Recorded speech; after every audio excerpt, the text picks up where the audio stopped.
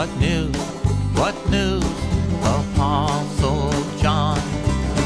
What is the news from the great beyond? What have you seen in the heavenly realm? Did it reassure or did it overwhelm?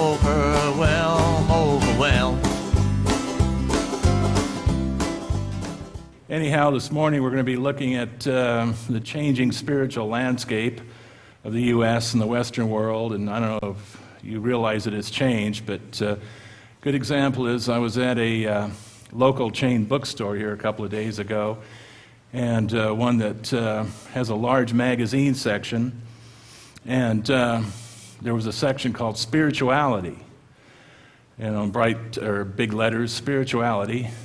So I counted the number of magazines, and there were 34 New Age magazines and 9 Christian magazines. So that kind of gives you an indication of what we're looking at here. And in that bookstore, there were 40 shelves devoted to Christian inspiration and 37 shelves devoted to New Age spirituality. So, going by the law of the market, they're almost identical. So somebody asked me to explain what my 2 books are about, how they're different. Well, the first one is called For Many Shall Come in My Name, and is about just the New Age in general on secular society, the fields of education, business, psychology and counseling, health, religion, things like that. The second one is called The Time of Departing, and that is about the impact of New Age spirituality on Christianity, particularly evangelical Christianity. So we're going to get into the program here and take a look at how the spiritual landscape of the U.S. has changed and why it has changed. Okay, the basic thesis of this presentation is that a mystical, occult-driven New Age movement has radically changed, and the emphasis is on radically, has radically changed the spiritual landscape of the Western world. Society is being conditioned to embrace a false spirituality that rejects the God of the Bible and the gospel of salvation through Jesus Christ. So that's the bottom line right there. That's what we're looking at. That this is the controversy right here. We have one spirituality that is replacing another spirituality, and the spirituality that is getting replaced is the one that we base our approach to God on. The gospel of salvation through Jesus Christ.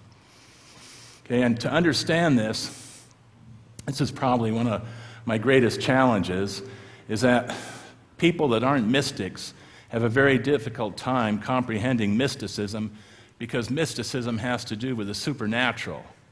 And I've kind of narrowed it down. Non-mystics, and that would be people in this room, operate in the realm of the conscious mind, objective reason and ideas.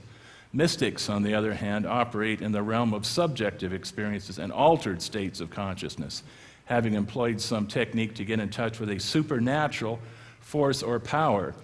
Some of the things you're going to hear this morning sound really outlandish if you're only operating in the realm of the conscious mind. For instance, what would you think if I told you that bed bugs and turnips are God? How can anybody believe that, right? That's outrageous. How can bed bugs be God? But if you're a mystic and you've let some supernatural power come into you and take over your mind and give you the impression that bed bugs and turnips are God, then that's a whole other thing, because you've had the experience that is the way it is. For those of you who have pencil and paper, nobody's going to believe they're God unless they feel like they're God, right? Nobody's going to believe they're God unless they feel like they're God. And that's what we're looking at here with mysticism. Mysticism is the direct experience of the supernatural, not just believing some idea or some doctrine. Like with the Jehovah's Witnesses or the Mormons, they try to get your attention intellectually, and they try to convince you that they have the restored gospel, or that Jesus was the angel Moroni, but they approach you through your intellectual faculties. It has to do with facts and convincing you on the intellectual basis, but not so with mysticism.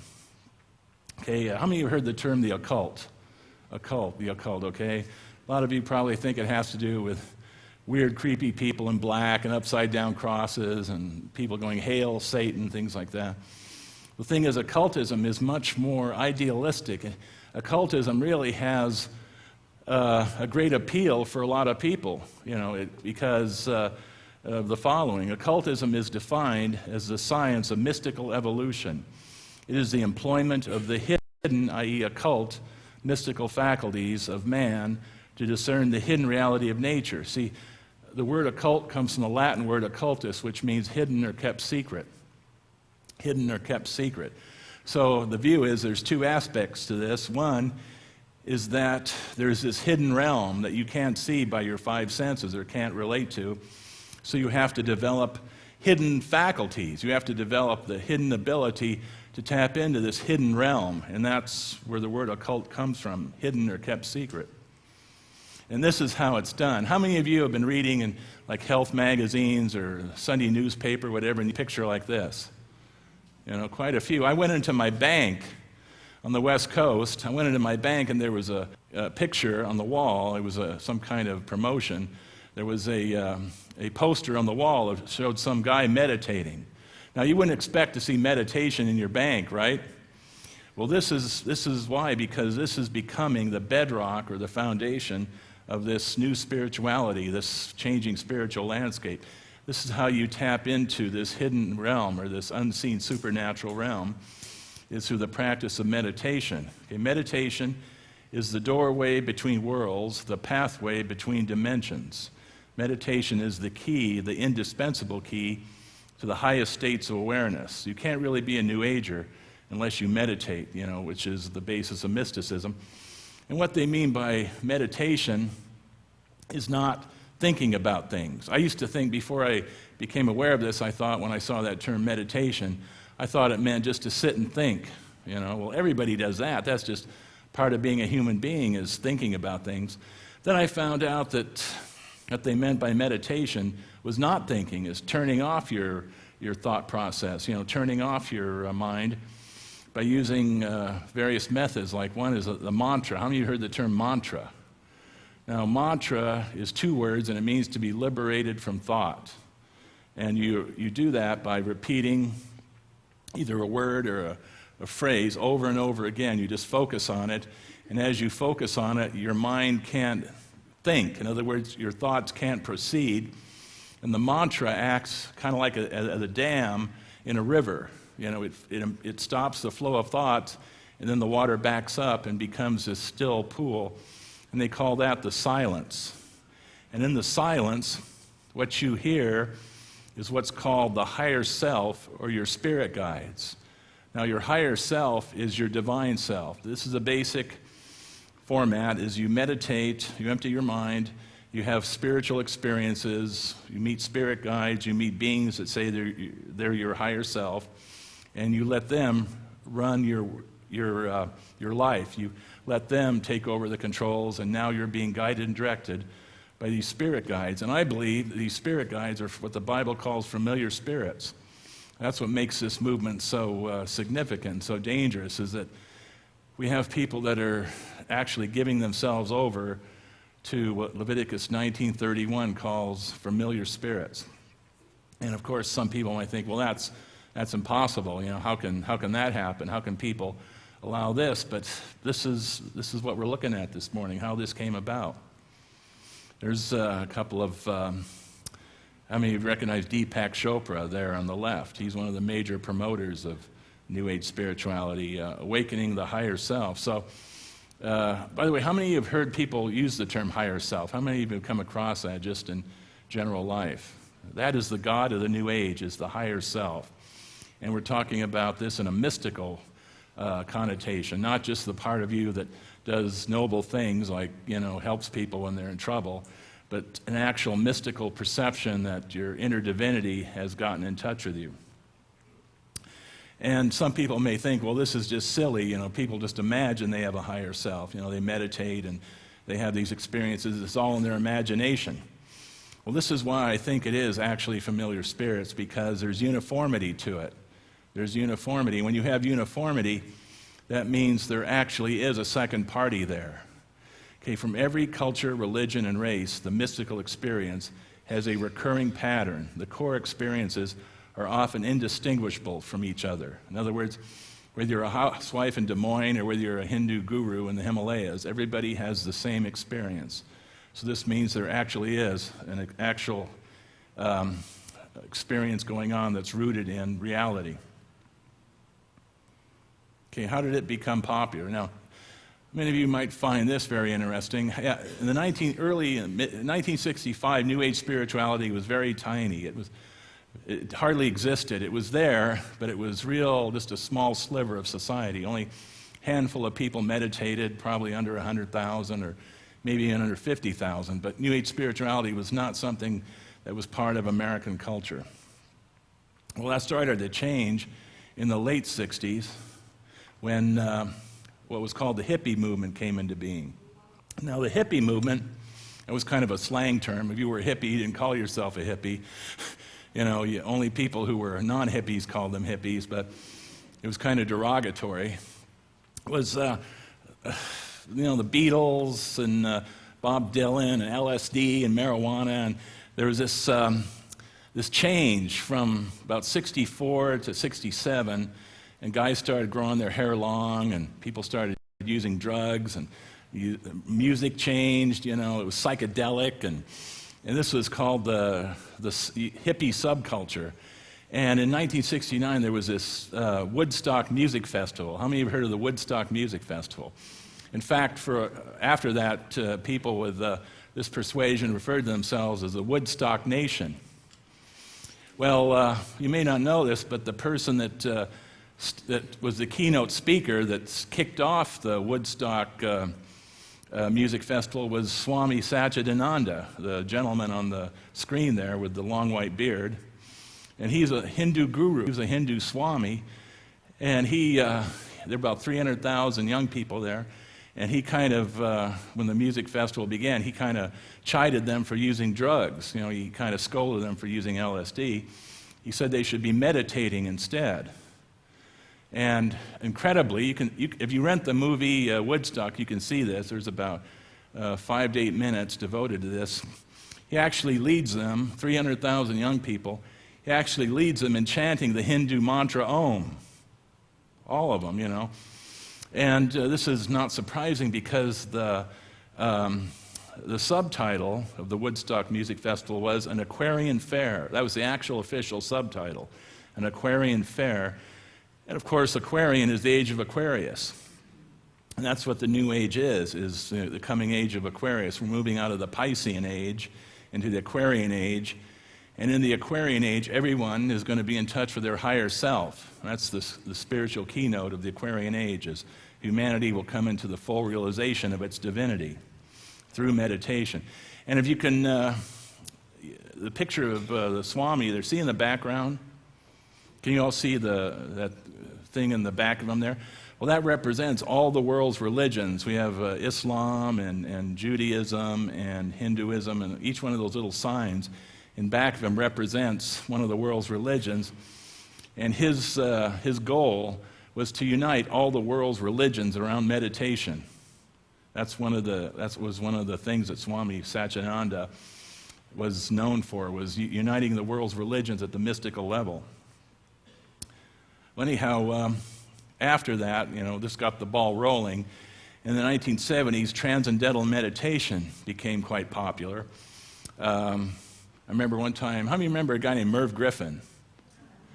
Well, Merv Griffin had the Maharishi Mahesh Yogi, that's the man here on the cover of Time magazine, on his show. And Burt Reynolds and Clint Eastwood were on the show too, and both of them said they were meditators. And then Merv Griffin said he was a meditator also. And I thought, wow, this must be pretty good stuff. And I was a Christian at the time, and they were just saying that Maharishi was saying that, when a lot of people do TM in a city, the crime rate goes down. Well, anyhow, he made the cover of Time magazine, and in the 1970s, 1 million Americans signed up for TM classes. And that kind of got the New Age really going. Well, because of that, all these people were having mystical experiences, and this book came out about 1980 called The Aquarian Conspiracy. It was written by a woman named Marilyn Ferguson, Now, Marilyn Ferguson was just a normal person, and she had migraine headaches. So her brother said she should enroll in transcendental meditation classes to get rid of her migraine headaches.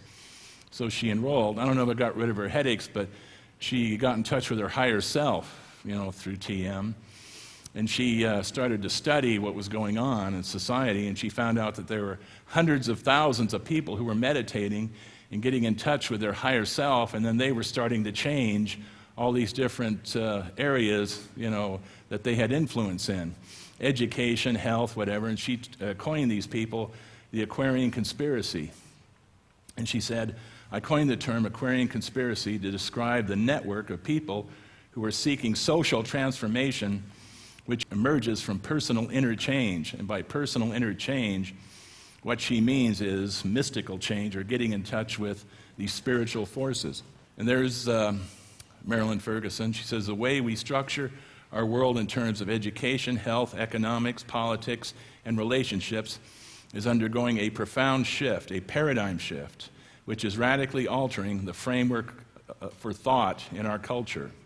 So this is one of the books that got me concerned. I thought, man, all these people, they're basically getting in touch with, forces that are not Christian. They don't go in the direction of the preaching of the cross. They're going in the direction that man is God. And I thought, wow, this is something that's significant. So this is one of the books that got me concerned in studying this movement. And because of this, mysticism became like a Trojan horse in our society. Western society began its love affair with mysticism in the 1970s, 1980s, following the dawning of the age of Aquarius. Mysticism is like a Trojan horse that looks intriguing and benign, but which harbors great danger. So I saw the Aquarian conspiracy as like a Trojan horse that was coming into all these different areas of society. Okay, New Age books and publishers. This is what I mean. These are people we're about to look at are like quintessential Aquarian conspirators. Okay, how many of you have heard people say they're spiritual but not religious? Okay, quite a few of you, right? Well, usually if they say that, they're not born-again Christians. They tend to be people who, are attracted to New Age spirituality. This is a book called Spiritual but Not Religious by Robert C. Fuller. He said over the past decade, bookstores have emerged as the most important centers of unchurched spirituality. So people are getting their spiritual nourishment from bookstores, self-help sections. And according to this book, 40 million Americans are tied into New Age spirituality. 20% of all Americans, 40 million people, are tied into New Age spirituality. This is a very significant book for people that research this movement. Okay, this is Louise Hay. She's known as the queen of the New Age because she wrote a book called You Can Heal Your Life.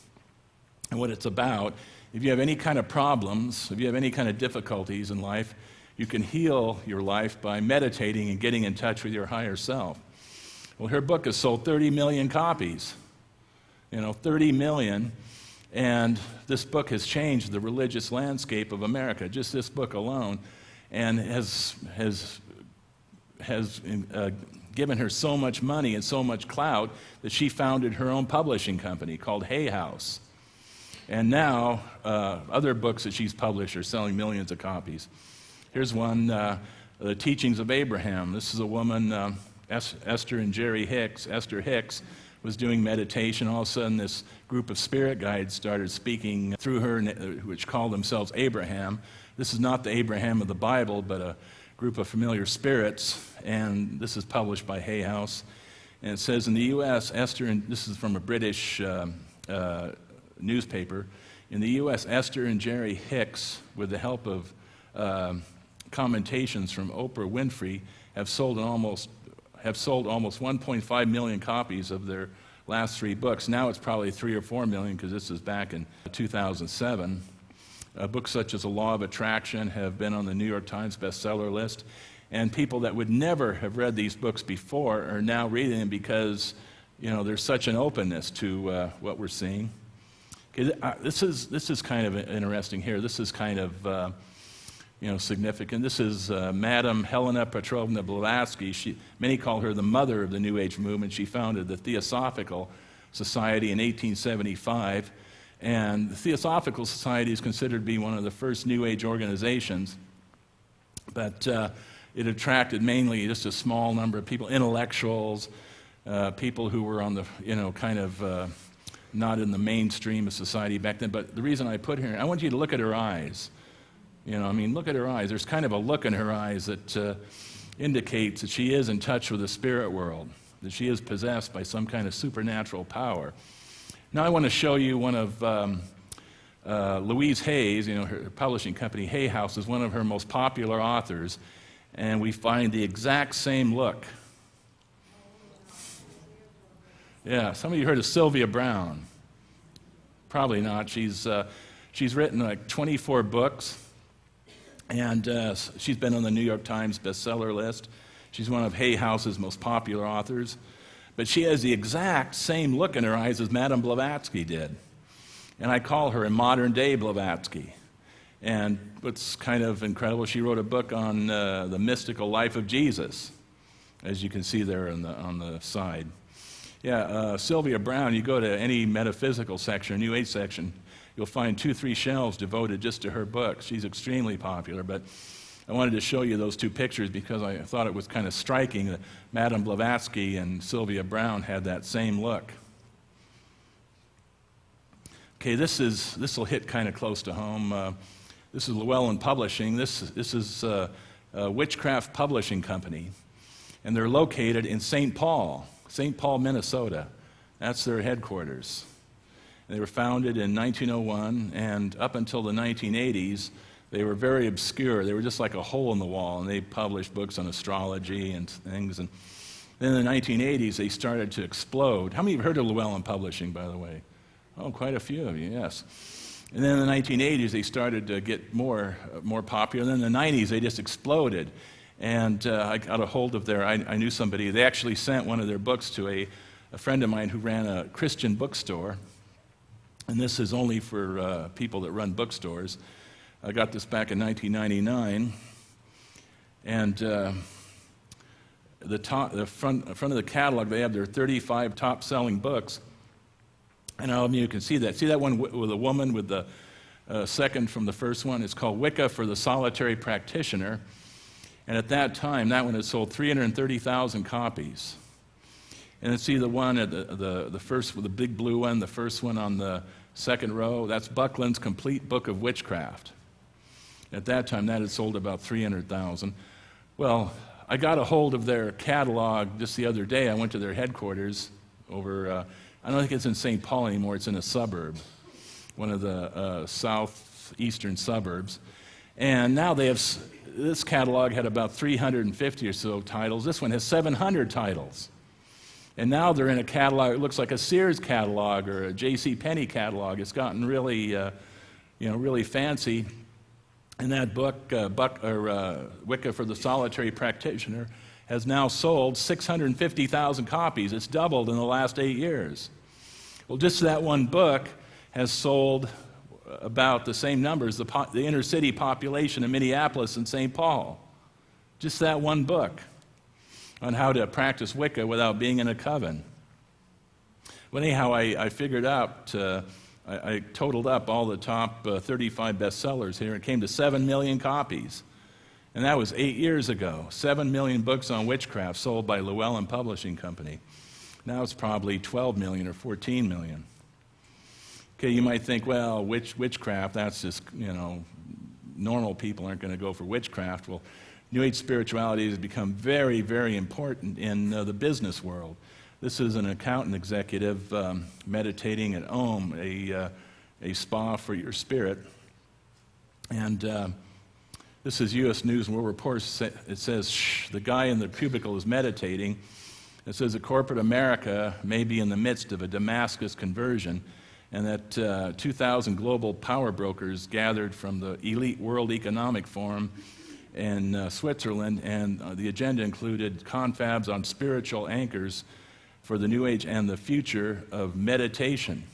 So in other words, the corporate world, according to U.S. News and World Report, is going for meditation. Okay, this is a book called The Corporate Mystic, and two of the top trainers for corporations in the world endorse this book. The first one is Ken Blanchard. He says, if you want to lead your enterprise into the 21st century, read this powerful book. The second was Dr. Stephen Covey. He says, this important book will sweep you into a different level of consciousness, one of a spiritual perspective and feeling so necessary in future leadership. What does he mean by spiritual perspective? In other words, this book is going to make you a spiritual person. What kind of spirituality? Well, the author, Gay Hendricks, says, most mystical traditions speak of a clear space at the center of ourselves, whether it is called soul or spirit or essence. It is what some call the higher self and represents who we really are at the core. And of course, he says that in our seminars and consultations with corporations, we began to teach meditation. So the same kind of thing you get from Hay House, from that one woman, Sylvia Brown, you get in corporate America and endorsed by two of the top people in the corporate field.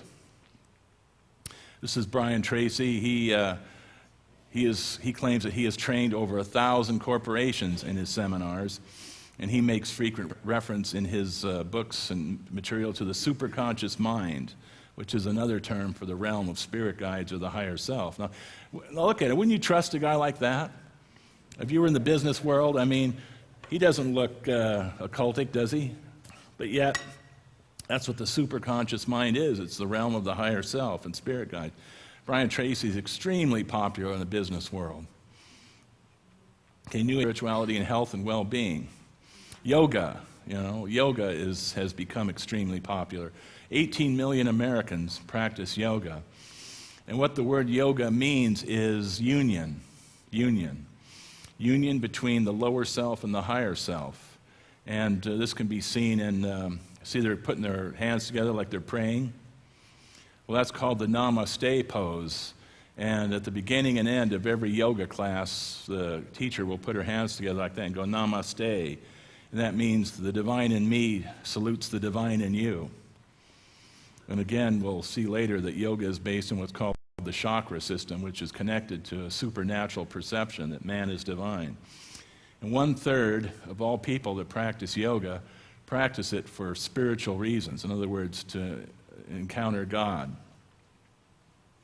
Okay, Time Magazine did an article on meditation in 2003, and it said, New Age mumbo jumbo, not for millions of Americans who meditate for health and well-being.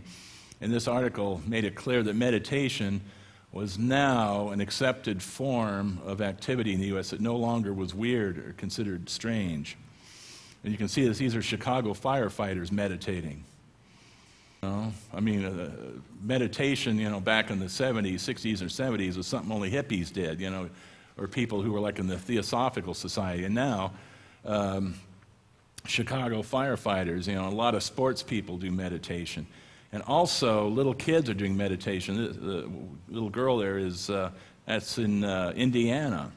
That's a 5-year-old girl doing meditation in Indiana. So it doesn't matter how old you are, what kind of profession you're in, meditation is becoming extremely normal to the degree that 17 million people in the U.S. now meditate.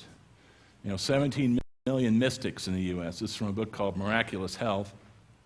And the Time Magazine article, which came out in 2003, said that the number of meditators had jumped from 5 million to 10 million between 93 and 2003. So it doubled. Went from 5 million to 10 million.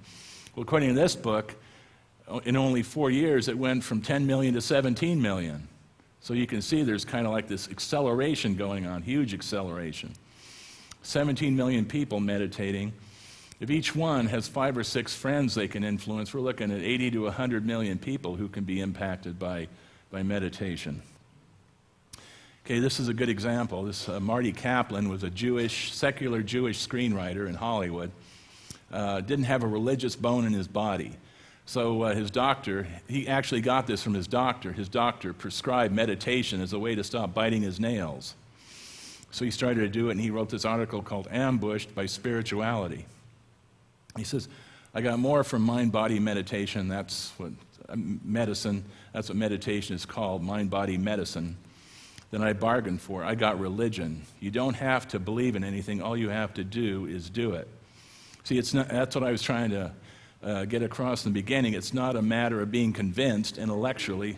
All you have to do is just meditate, and then you open up this portal. Okay, unwittingly.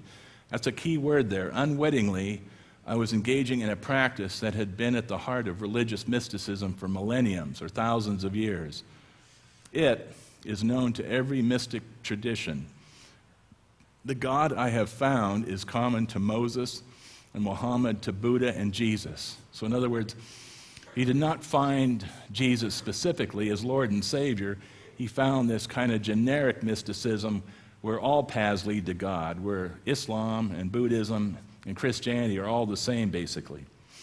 And this shows that this was not the same God that the Apostle Paul was connected to.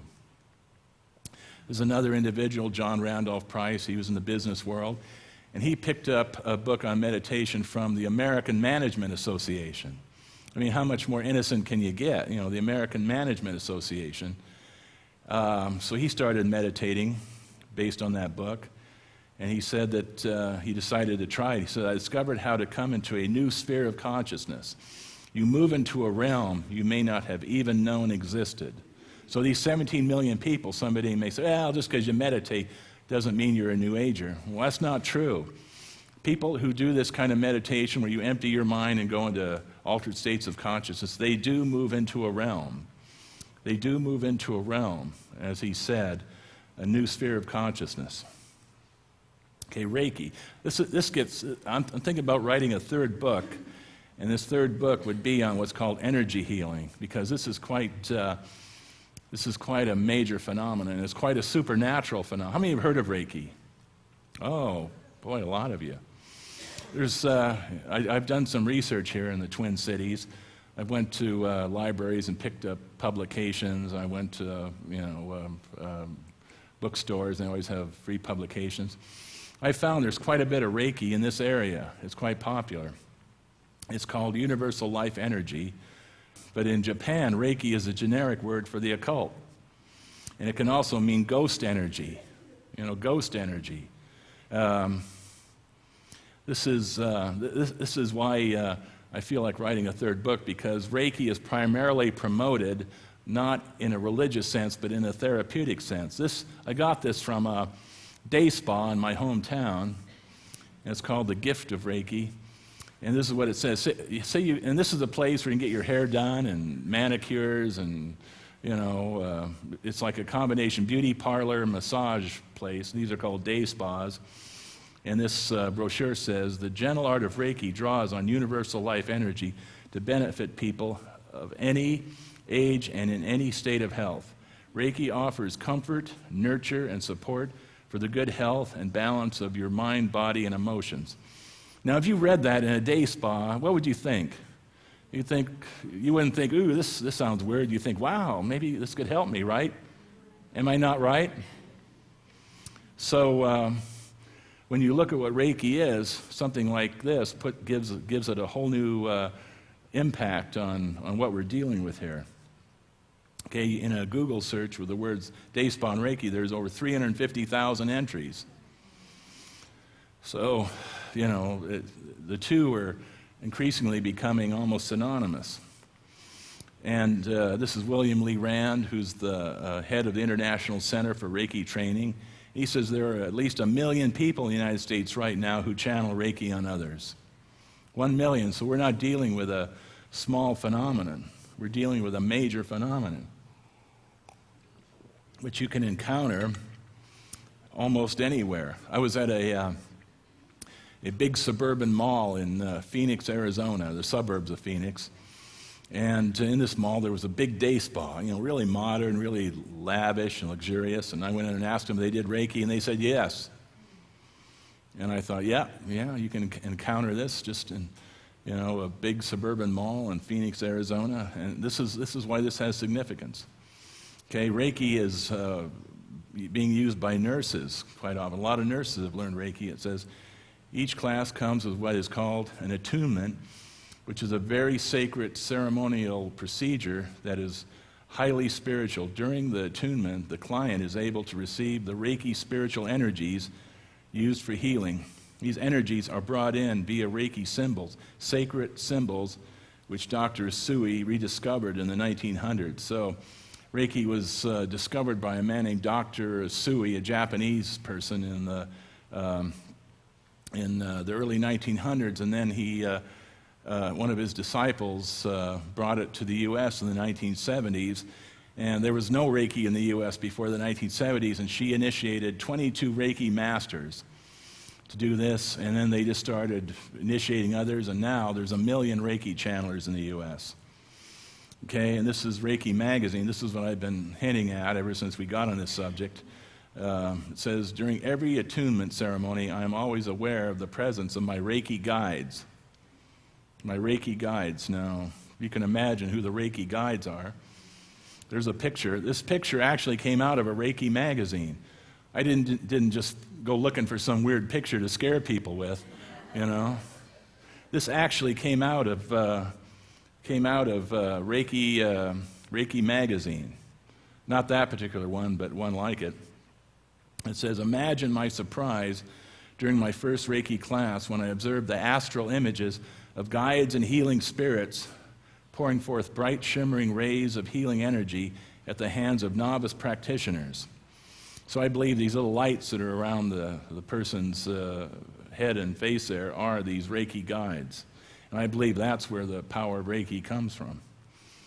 Okay, this is a book called Hands of Light. This is from a woman named Barbara Ann Brandt. She used to be in the U.S. space program, in Florida there, Cape Kennedy. And she got into energy healing. And she wrote a book called Hands of Light. And she actually, I have this in here because she actually has a kind of a, not a photograph, but a drawing of the Reiki guides. And I thought it was important to include this in my presentation. And you can see that she's doing it on somebody. And you can see these two, you see the figures at both sides of her? Okay, those are the Reiki guides. They look like just like a little ball of light, little bump there, but if you look, it's like actual beings.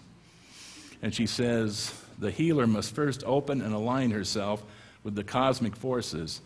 This means not only just before the healing, but in her life in general.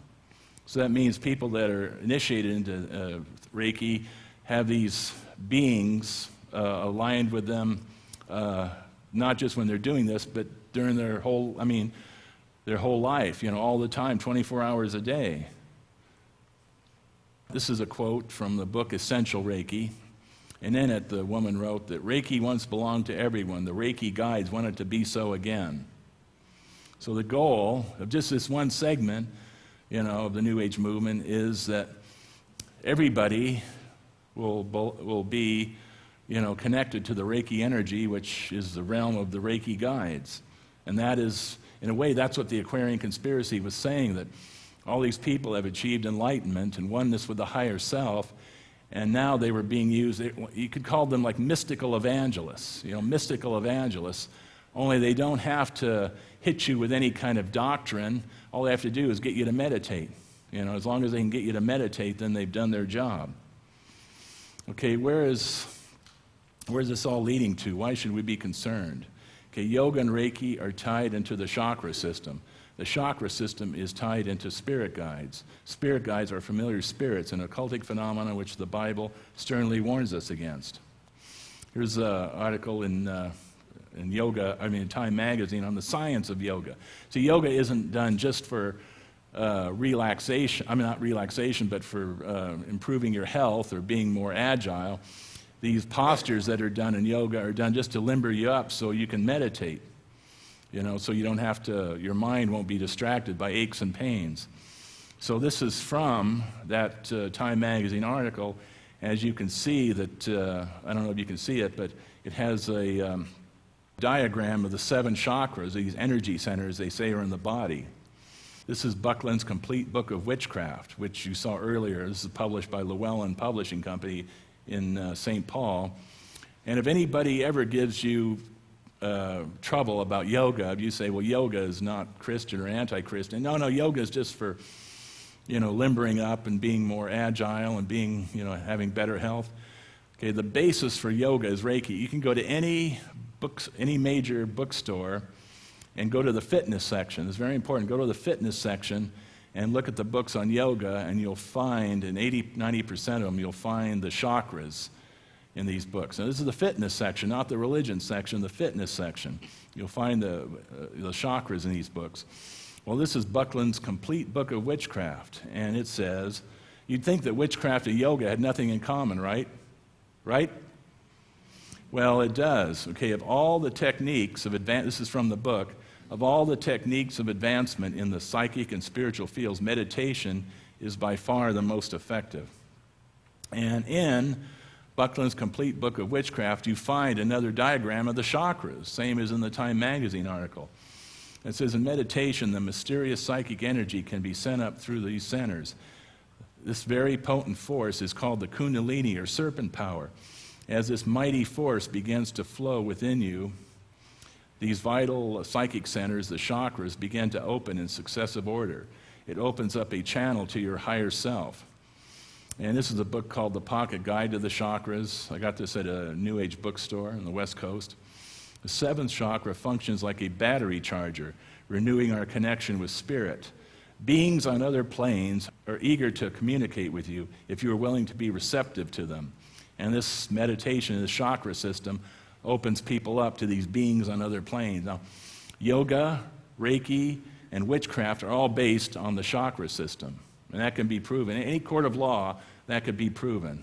You know, you look at Reiki, all the books on Reiki, say that Reiki is based on the chakra system. All books on yoga say that yoga is based on the chakra system. And of course, you just saw Buckland's Complete Book of Witchcraft, which says that witchcraft is based on the chakra system. Hey, there's a continuity to this. The classical experience of enlightenment as described by Buddhist monks, Hindu gurus, Christian mystics, Aboriginal shamans, Sufi sheikhs, and Hebrew Kabbalists is characterized by two universal elements, radiant light and an experience of oneness with creation.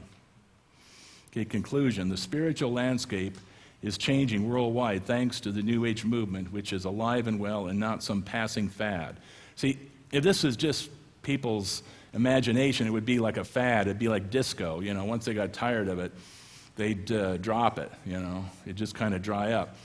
But mysticism has never been a fad. I mean, all throughout the world, in India, yoga's been practiced for thousands of years.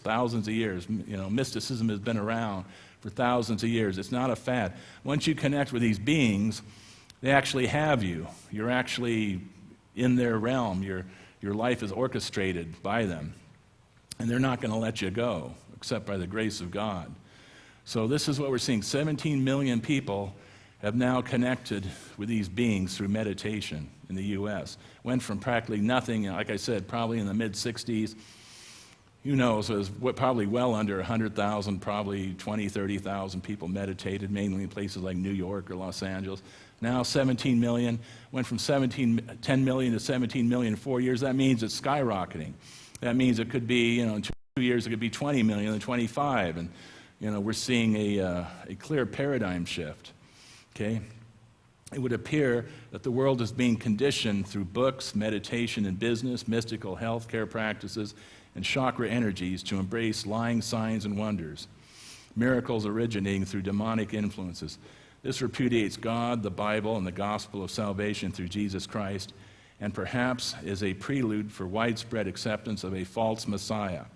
So this concludes our talk on the changing spiritual landscape. And then, later on this afternoon, we're going to look at contemplative prayer, the emergent church, and interspirituality. Thank you.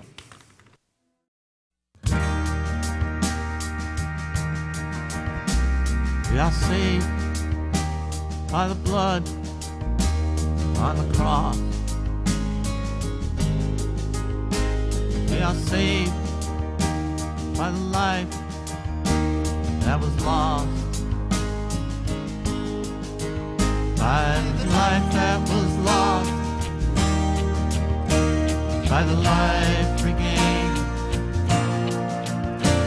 He was laid in the grave, but he never remained. He arose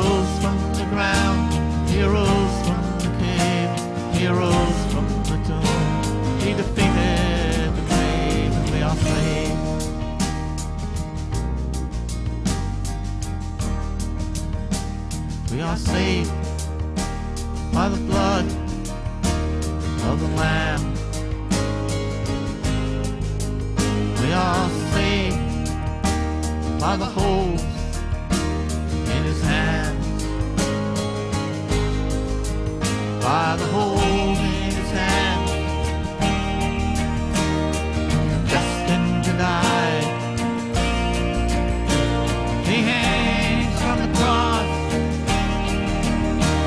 and he cries to the sky, Eli, Eli, lama sabachthani. My God, why have you forsaken me to this day?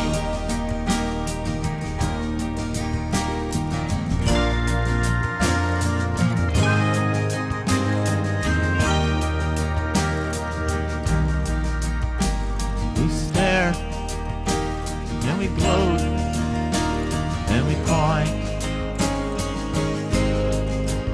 All his bones are pulled out of joint.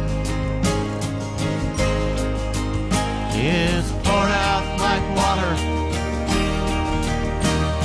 His heart turns to wax. We shrug and walk away, ignoring the fact that ours is the sin, ours is the blame. We drive in the nails and are saved by his claims of pain.